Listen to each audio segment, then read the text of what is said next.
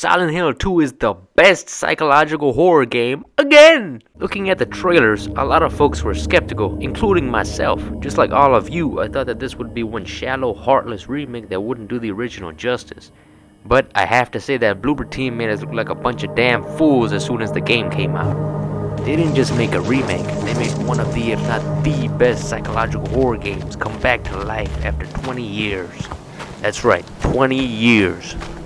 I'll be honest, I haven't actually played the original, but I have watched the full game walkthrough on YouTube. I ways back about the Silent Hill collection so I could play them on PS3, but it was such a god-awful mess of a game for a trillion reasons and I returned it. I thought I'd never get to truly experience Silent Hill 2 in all its glory until this came out. First off, I noticed the big difference that a third-person view can have on the game's effect on you instead of the fixed camera angles of the original. What's better is not that you can just turn the camera around, but that you don't know what's behind you.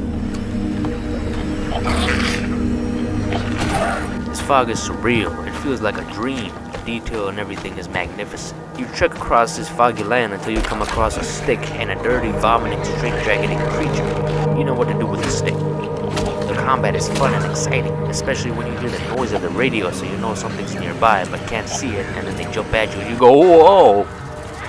Or it can just be a big ass bug. Smash it. Once you get your first map, you might think the areas are small, but they are dense with puzzles to solve, keys to find, new items, goodies, and writings leaving clues or interesting stories to add to the lore of the town of Silent Hill.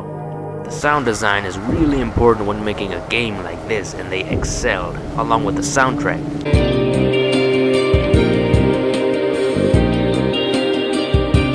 Sometimes it's quiet. Too quiet. And sometimes all you can hear is the grunts and growls of the enemy. It's done very well since this minimalistic approach is what adds to the tension. By the way, you're gonna want to put on headphones when playing because that way you'll get the heebie-jeebies. The developers did that bullshit where they keep giving you the ammo of a weapon before you get it, which pisses me off. First of all I'm gonna do is go through the motions with nothing but that gun in mind. Second of all, it ruins the surprise, man. When I get a gun, I want to get the gun and the ammo at the same time. That way, that nice surprise factor is there, but that's just me nitpicking. The guns are nice and everything, and I'm glad I never felt like Leon Kennedy when I was playing this game. Actually, I kinda did at times.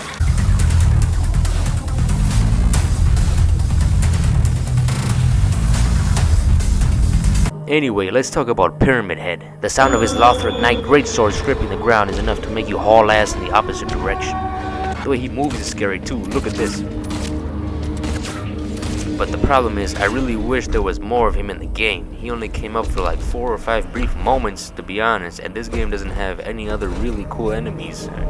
Okay, look, let's be honest, the vomiters and the ballerinas are not that fun or scary to play against, and they're recycled way too much. The only enemy that I enjoyed fighting and thought was a really good mixture of cool and scary were the bobblehead nurses. Sometimes they're moving their head like crazy in front of a TV with static, and sometimes they're roaming the hospital, walking like a disoriented, reanimated creature, which it is. For as lackluster as the enemies are, the bosses in this game more than make up for it. With every boss, before you fight there is some build up to it, and when this happens, you get the most crazy, heart-pumping music that gets you on the edge of your seat.